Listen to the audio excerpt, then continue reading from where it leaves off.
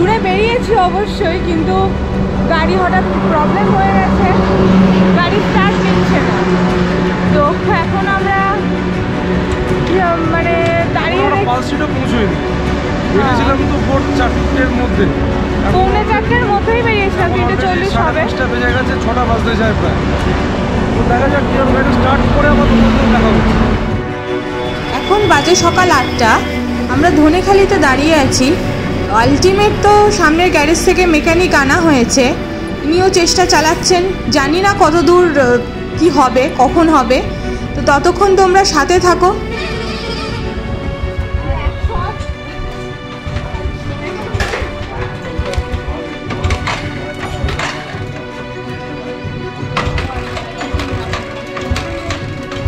Ultimately আমাদেরকে গ্যারেজে আসতেই হলো, ওখানে হলো না, তো এখানে চেষ্টা হচ্ছে সারানো হয়।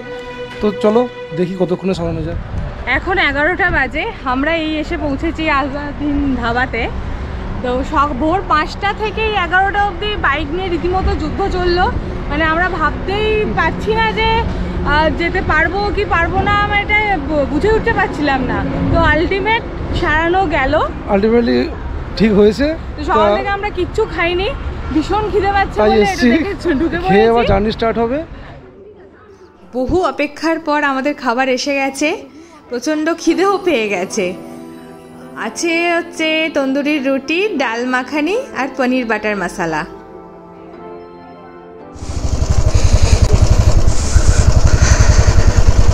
এখন বাজে হলো দুপুর 12টা। তো এখন আমরা খেয়ে দিয়ে বেরোচ্ছি আজাদিন ধাবা থেকে। এখান থেকে আজকে তো ইচ্ছা ছিল সকালবেলায় পৌঁছে যাব, মানে সকালেই ইচ্ছা ছিল যে পৌঁছে যাব শিলিগুড়ি, কিন্তু সেটা তো আর সম্ভব নয়। তো আজকে আপাতত রায়গঞ্জ। তো রায়গঞ্জ এখান থেকে 342 কিলোমিটার দূর, মানে ওটা পৌঁছতেই বিকেল কি রাত হয়ে যাবে, কটা বাজবে জানি না, কিন্তু আমাদের পৌঁছতেই হবে। তো যাচ্ছি হলো সিল্ক রুট, এই দুর্গাপুর এক্সপ্রেস হয়ে ধরে নিলাম। এখন আপাতত শক্তিগড় দিয়ে বর্ধমান দিয়ে মোরগ্রাম যাব।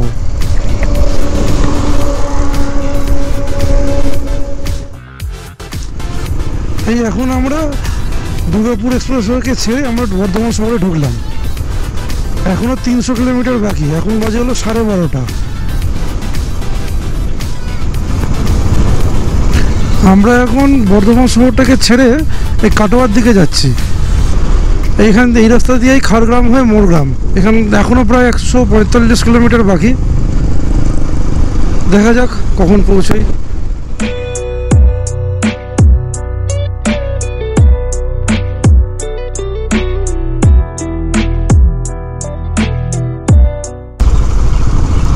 এখন আমরা ডান দিকে কাটোয়ার রাস্তা থেকে ছেড়ে আমরা এখন খাড়গ্রামের রাস্তা নিয়েছি। এখনো প্রায় 120।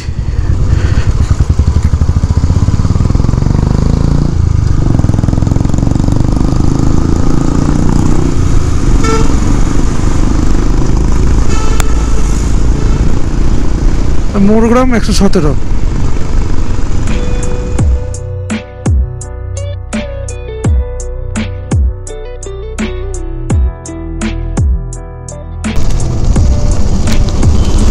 এখন প্রায় 2:30টার মতো বাজে, এখনো আমরা মোরগ্রাম পৌঁছতে পারিনি, এখনো প্রায় 65 কিলোমিটার দূর।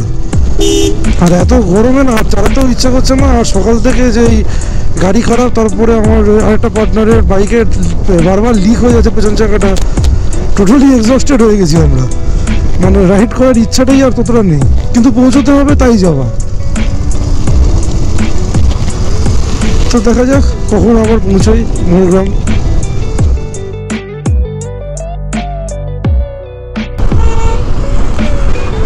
অবশেষে মোরগ্রামে এসে পড়লাম। এই হলো মোরগ্রাম।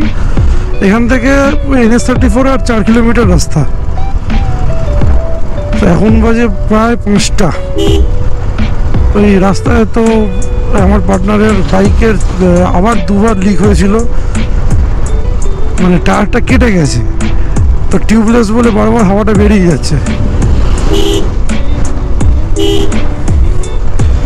তো দেখা যাক, আজকে মালদা থাকি না রায়গঞ্জ থাকি কিছুই ডিসিশন নিতে পারিনি। আগে NH-34টাতে উঠি, তারপরে ভাববো। এখনো ফারাক্কা এখান থেকে 60 কিলোমিটার।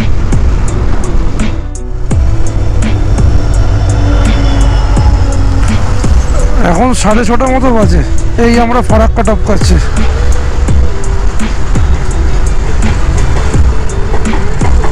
এবার জানি না কোথায় আজকে থাকবো, মালদা না রায়গঞ্জ। সেখান থেকে আরো 111 কিলোমিটার হলো রায়গঞ্জ।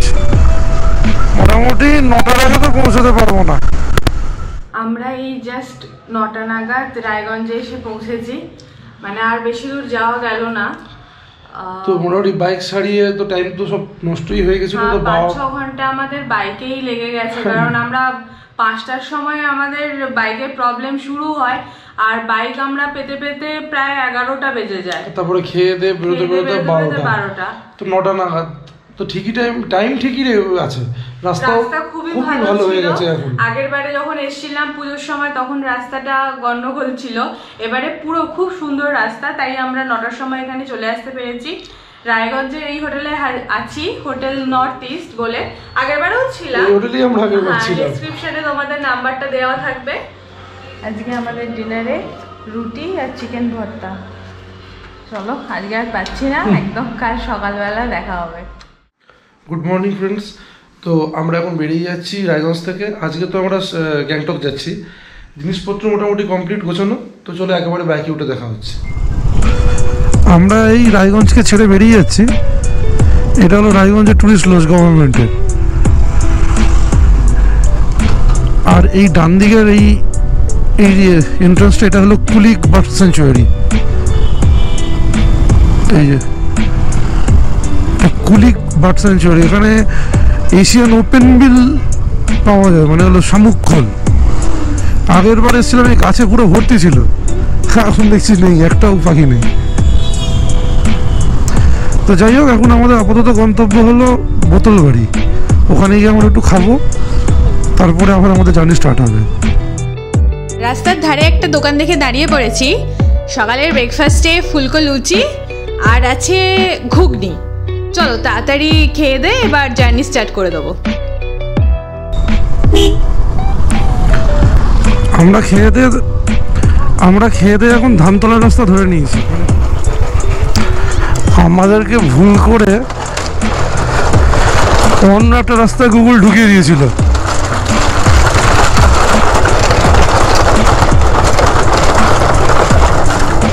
চলো,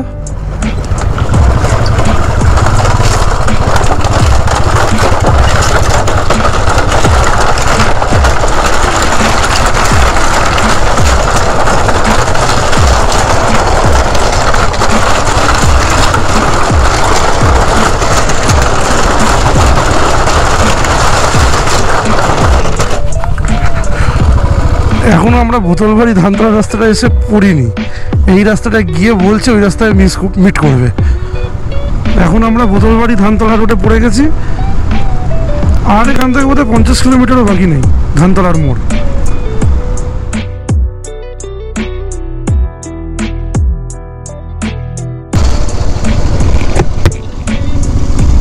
এখন আমরা ধানতলা দিয়ে বেরিয়ে এলাম, আবার ন্যাশনাল হাইওয়েতে পড়ে গেলাম।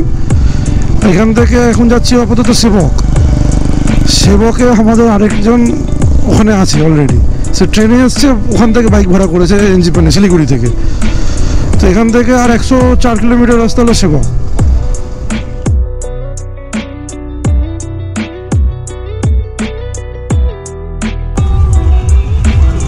সামনে একটা প্রসেশন আছে, তাই জন্য আমাদেরকে রং রুটে ঢুকিয়ে দিয়েছে।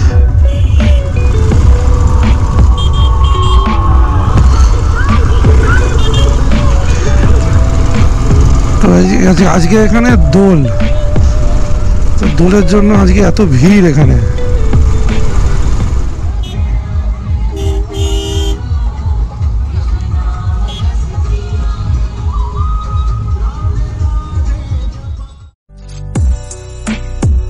আমরা যে শিলিগুড়ির কাছে চলে এসেছি তার প্রমাণ হলো, দেখো রাস্তার দুধারে শুধু চা বাগান।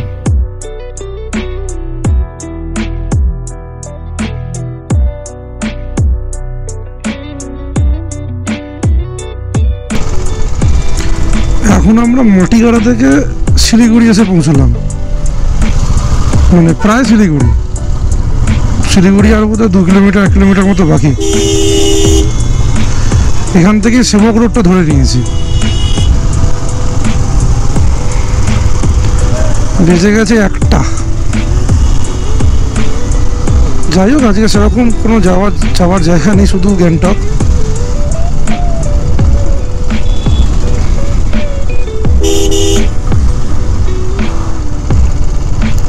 আমরা এখন মহানন্দা ন্যাশনাল পার্কের মধ্যে চলে এসেছি। এই হলো দেখো বেঙ্গল সাফারি, আর সেবক 12-13 কিলোমিটার।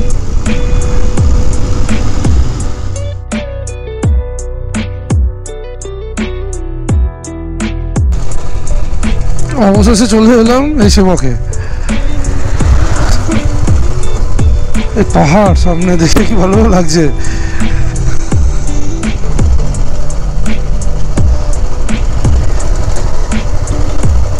আমার এই পার্টনারকে খুঁজে পাচ্ছি না, মানে আমার দাদা নিজের, সে কোথায় আছে কে জানে। ফোনেও আবার কানেকশন পাওয়া যাচ্ছে না।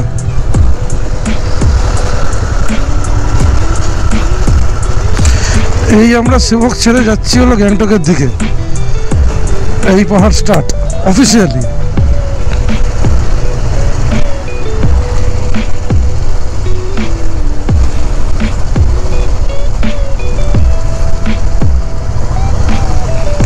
আর এই তিস্তা আছে।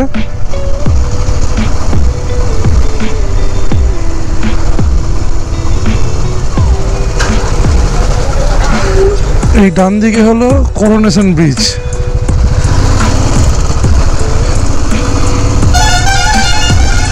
আর এইদিকে আমরা গ্যাংটকের দিকে যাচ্ছি। এই হলো করোনেশন ব্রিজ। গ্যাংটক 92, রংপো 52। এই রংপোতে আমাদের সব কাগজপত্র চেক হওয়ার কথা। এখন RT-PCR টেস্টটা লাগছে না, কিন্তু ট্রাভেল কার্ড করতে হচ্ছে। তো ট্রাভেল কার্ড আমরা করে নিয়েছি, সিকিম গভর্নমেন্টের ওয়েবসাইট থেকে করা যাচ্ছে, খুবই ইজি করা।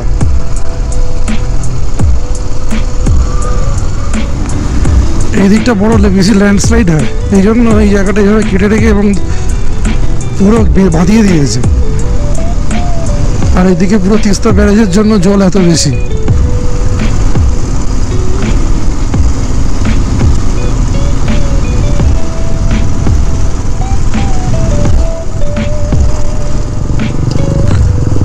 নিচে তিস্তা বয়ে গেছে আর উপরের সাদা ধুলো,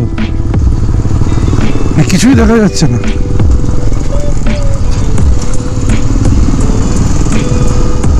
এখন আমরা রম্বি পৌঁছাইনি, রম্বি আর 5 কিলোমিটার মতো বাকি আছে।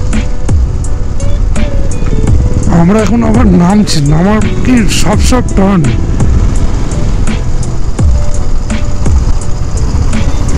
এখন আমরা পুরো তিস্তার পাশ দিয়েই যাচ্ছি। এই জায়গাটা তিস্তার রাস্তার উপরে একটা নিচু, তাই জন্য তিস্তার পাশাপাশি এসে গেছে। আমরা আর মেনলি বোধহয় সম্ভবত 7-8 কিলোমিটার মতো বাকি। আমি আমার জিপিএসটা এখন আমি অন করিনি। গ্যাংটক যেতে গেলে জিপিএস লাগে না, এমনি রাস্তায় সব কিছু লেখা আছে, ওই হিসাবেই যাচ্ছি। আমরা এখন তিস্তা বাজারকে ছেড়ে দিয়ে এখন মেল্লির দিকে যাচ্ছি, আর 4 কিলোমিটার মেল্লি। তো তিস্তা বাজার দিয়ে এই নদীটাকে টপকে দিকে চলে এসেছি। তো এখন এই জন্য তিস্তা এই দিকে, এতক্ষণ ডান দিকে ছিল, এখন নদী বাঁ দিকে। মেল্লি আর কিছুটাই বাকি। তলায় দেখো সব ক্যাম্প হচ্ছে, এই দেখো। জানি না গোপ্রতে দেখতে পেলে কিনা।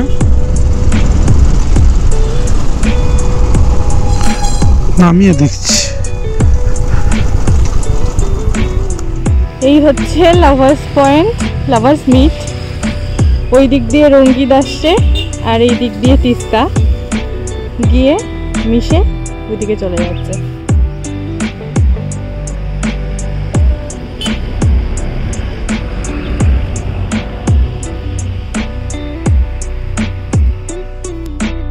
এটা হলো তিস্তা ত্রিবেণী ক্যাম্প। সেখানে দেখতেই পাচ্ছ প্রচুর মানুষ ক্যাম্পের মজা নিচ্ছে। এখানে আসতে গেলে তিস্তা বাজার দিয়ে গ্যাংটকের দিকে না এসে সোজা রাস্তাটাই চলে গেছে তিস্তা ত্রিবেণী ক্যাম্পে। এই বাঁদিকে শহরটাই হলো মেল্লি, আর তলাতে রিভার রাফটিংও হচ্ছে ওই যত তলায়। তো সামনে আরেকটা আছে, দেখাচ্ছে, ওই দেখো।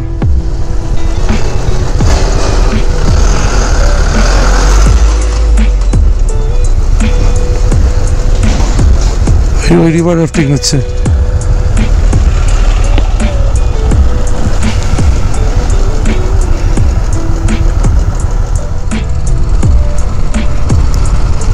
রংপুর আর 11 কিলোমিটার মতো বাকি, আর এইদিকে কি অসাধারণ দৃশ্য।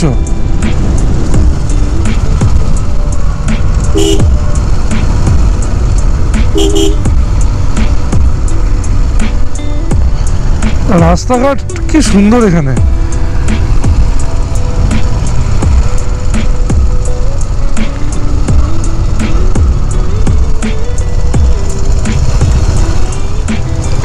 এখনো রংপুর 10 কিলোমিটারের উপর বাকি আছে।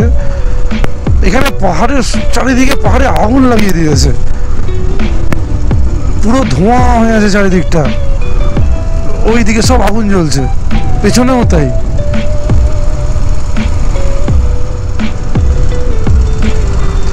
বারবার ক্যামেরা ওপেন করতে হচ্ছে একটাই কারণে, মানে এত বিউটি দেখে। রাস্তা গেছে পুরো জিগজ্যাগ হয়ে, আর পাশ দিয়ে তিস্তা বয়ে গেছে।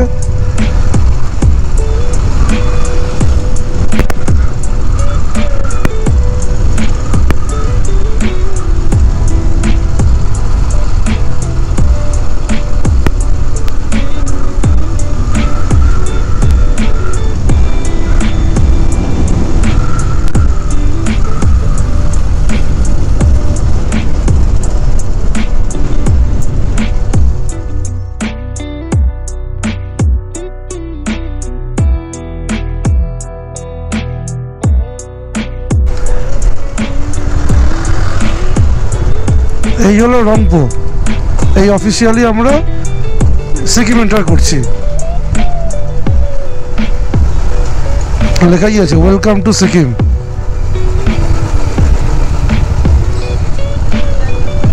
এই হলো রংপুর সিটি। তবে এখন আরটিপিসিআর টেস্ট লাগছে না, ট্রাভেল কার্ড নিয়ে এসেছিলাম, তাও চেক করে নি। জাস্ট আমাদেরকে বলে নর্মাল আরামসে যেতে, ওরা নাম্বার নিজেরাই এন্ট্রি করে নিচ্ছে, কিছুই করতে হচ্ছে না। অফিসিয়ালি আমরা এখন গ্যাংটকের মধ্যে। তো এখান থেকে আমাদের হোটেল হলো 2 কিলোমিটার।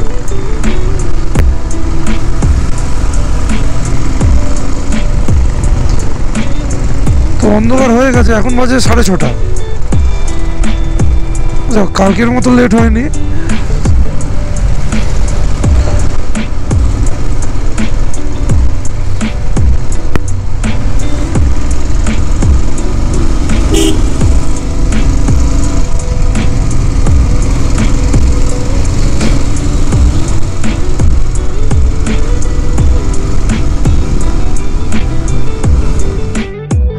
এই হলো আমাদের গ্যাংটকের hotel, hotel Namdul boutique and spa.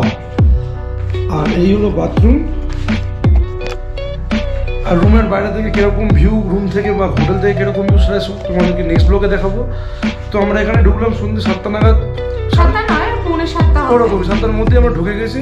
আজকে খুব একটা লেট হয়নি। তো তোমরা দেখতেই পেলে কলকাতা টু গ্যাংটকের একটু নেগেটিভ পজিটিভ দুটো দিক দিয়ে আমাদের জার্নিটা কমপ্লিট হয়েছে। তো এই ব্লগটা আর কন্টিনিউ করছি না, এখানে শেষ করে দিচ্ছি। ভালো লাগলে অবশ্যই জানো কি করতে হবে, লাইক করো, শেয়ার করো, সাবস্ক্রাইব করতে একদম ভুলো না। আমাদের সাথে থাকো, সাপোর্ট করো। এইভাবে আমরা আবার তো এই সিরিজটা আরো কন্টিনিউ তো হবেই, আরো অনেক কিছু দেখাবো আশা করছি। সব পরপর ব্লগে তোমরা দেখতে পাবে। সবই কপালে লেখা আছে কি হবে আলটিমেট। তো দেখতে থাকো আমাদের ব্লগ, সাথে থাকো। দেখা হচ্ছে নেক্সট ব্লগে। ততক্ষণ বাই। টাটা।